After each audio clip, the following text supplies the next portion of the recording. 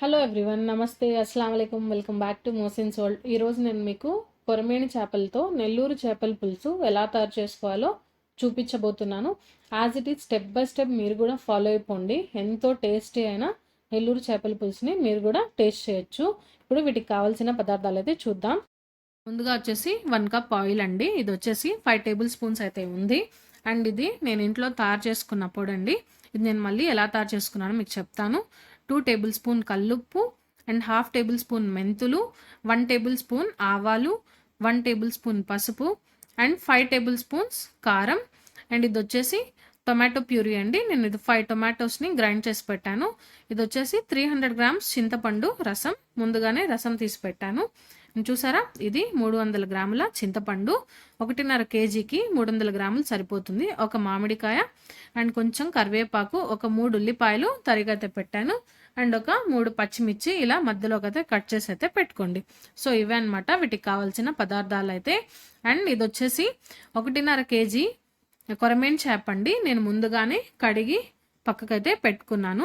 ఇప్పుడు ఈ కొరమేని చేపలతో పులుసు ఎలా తయారు చేసుకోవాలో మీకు చూపిస్తాను. ఇప్పుడు ఒక ఇలాంటి వెడల్పాటి మందపాటి గిన్నె అయితే తీసేసుకోండి. చేపల కూర కోసం సపరేట్గా ఉంటుంది, దాంట్లోనే చేపల కూరని వండుకోవాలి. కొంచెం వేడయ్యాక మనం ఈ 5 టేబుల్ స్పూన్స్ ఆయిల్ అనేది వేసుకుందాము.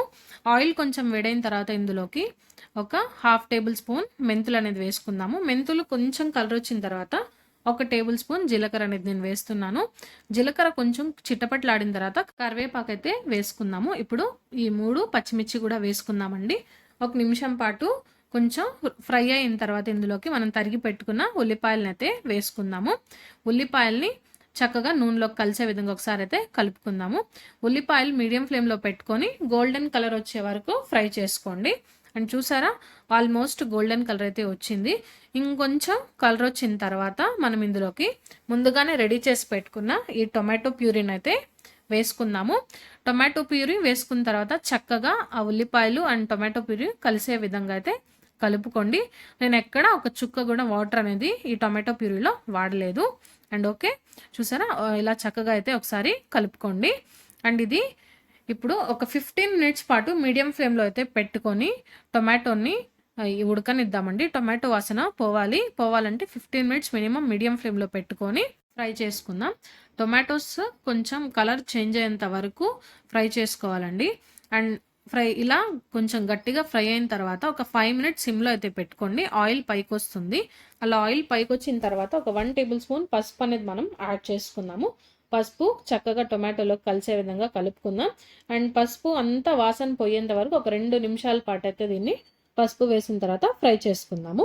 ఇప్పుడు ఇందులోకి నేను 2 టేబుల్ స్పూన్ల కల్లుప్పు అనేది వేస్తున్నాను. సాల్ట్ అనేది మీ టేస్ట్ని బట్టి అడ్జస్ట్ చేసుకోండి. నేనైతే 2 టేబుల్ స్పూన్స్ అయితే వేస్తున్నాను. 1/2 టేబుల్ స్పూన్ ఆవాలు, 1/2 టేబుల్ స్పూన్ జీలకర్ర, ఒక 10 నుంచి 12 మెంతులు, ఒక వెల్లిపాయ ముక్క అండ్ ఇందులోకి ఒక 1/2 టేబుల్ స్పూన్ ధనియాలు చక్కగా మీడియం ఫ్లేమ్లో రోస్ట్ చేసి పౌడర్ చేసిన పొడి అండి. ఇది 1 టేబుల్ స్పూన్ అయితే వేస్తున్నాను. ఈ 2 వేసిన తర్వాత ఇప్పుడు నేను ఇందులోకి 5 టేబుల్ స్పూన్స్ కారం అనేది వేస్తున్నానండి. చేపల పులుసు అంటేనే కొంచెం కారంగా ఉండాలి కాబట్టి 5 టేబుల్ స్పూన్స్ అయితే సరిపోతుంది. కారం కొంచెం ఈ చేపల పులుసులో తక్కువ అయితే కూర అంతా నీచు వాసన ఉంటుందండి. నీచు వాసన ఉంటే కూర అనేది అంత రుచిగా ఉండదు.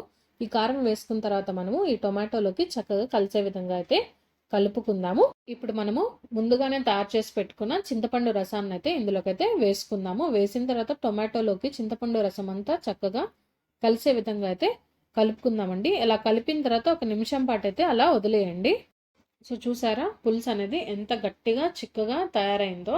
1 నిమిషం తర్వాత ఇందులోకి ఒక 1 లీటర్ వాటర్ అనేది మనం వేసుకుందాము.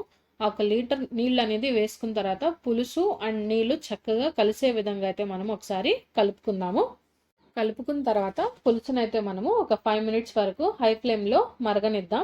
చేపల పులుసుకి ఎప్పుడు మనము పులుసు అనేది తయారు చేసుకున్న తర్వాత ఒక 5 నిమిషాలు మరిగించిన తర్వాత మాత్రమే చేప ముక్కల్ని వేసుకోవాలి. అలా కాకుండా ముందుగానే వేసుకుంటే చేప ముక్కలు అంత రుచిగా అయితే ఉండవు.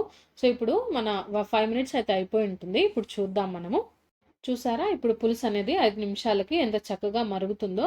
ఇప్పుడు మనం ముందుగానే క్లీన్ చేసి పెట్టుకున్న కొరమేని చేప ముక్కల్ని ఒక్కొక్కటిగా తీసుకొని పులుసులోకి అయితే మనము వేసుకుందాము. పులుసులో చేప ముక్కల్ని ఎప్పుడు కూడా దూరంగా వేసుకోవాలండి. దగ్గరగా వేసుకోవడం వల్ల పులుసు తయారైన తర్వాత చేప ముక్కలు ఒకదానిపైన ఒకటి ఉండిపోయి ఆ ముక్క అనేది విరిగిపోతుంది అనమాట. సో అలా కాకుండా దూరంగా అయితే మనము చేప ముక్కల్ని వేసుకుందాము. చేప ముక్కల్ని వేసిన తర్వాత ఒక 5 నిమిషాలు హై ఫ్లేమ్లోనే ఉడకనిద్దామండి. అండ్ చూసారా 15 నిమిషాలకి ఆల్మోస్ట్ ఇలా రెడీ అయి ఉంటుంది. ఇప్పుడు దీన్ని మీడియం ఫ్లేమ్లోకి అయితే పెట్టేసుకొని ఇంకా పులుసు అంతా మనము మీడియం ఫ్లేమ్లోనే ఉడకనివ్వాలి.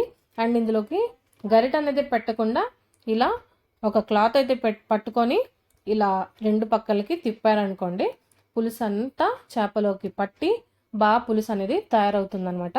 గరిట పెట్టి తిప్పడం వల్ల చేప ముక్కలు అనేది విరిగిపోతాయి అన్నమాట. అలా విరగకుండా ఉండాలంటే ఇలా చక్కగా 2 పక్కలైతే పట్టుకొని తిప్పారనుకోండి, నీట్గా పులుసు అనేది బాగా చక్కగా తయారవుతుంది. చేపల పులుసు అనేది ఆల్మోస్ట్ ఒక 80% రెడీ అయిన తర్వాత మనం ఇందాక చూపించాను కదా, మామిడికాయని ముక్కలుగా అయితే కట్ చేసేసి వేసుకోండి. మామిడికాయ వేస్తేనే అండి చేపల కూర చాలా చాలా టేస్టీగా ఉంటుంది. మామిడికాయ లేకపోతే చేపల కూర అంత టేస్టీగా ఉండదు. సో ఆల్మోస్ట్ రెడీ అయిపోయింది అనుకున్న తర్వాత మామిడికాయ ముక్కలను అయితే వేసుకుందాము. ముందుగానే వేస్తే పులుసులో బాగా ఉడికిపోయి చిదిరిపోతాయి అన్నమాట ముక్కలు అనేది. మామిడికాయ ముక్కలు వేసిన తర్వాత ఇంకో 10 నిమిషాలనైతే చేపల కూరని ఉడకనిద్దామండి.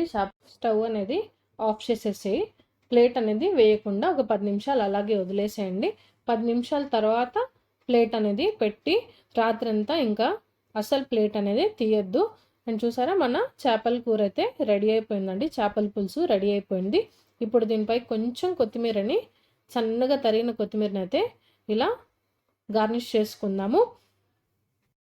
చేపల కూర ఎప్పుడు కూడా అప్పటికప్పుడు చేసుకొని తింటే అంత రుచిగా ఉండదు. చేపల కూర ఎప్పుడు ముందు రోజే చేసి పెట్టుకోవాలి. ఇప్పుడు నేను రాత్రే ప్రిపేర్ చేసి పెట్టుకున్నాను కాబట్టి చేపల పులుసుని నేను రేపు మధ్యాహ్నానికి అయితే ఈ చేపల పులుసుని అయితే సర్వ్ చేసుకుంటాను. సో వీడియో అయితే చూసారు కదా, please do like, share and subscribe to Mohsin's world. And మీరు ట్రై చేయండి అండ్ మీకు ఎలా కుదిరిందో కామెంట్ చేయండి. నెల్లూరు చేపల పులుసు ఎంతో టేస్టీ అయినా మన నెల్లూరు చేపల పులుసు అయితే రెడీ అయిపోయిందండి.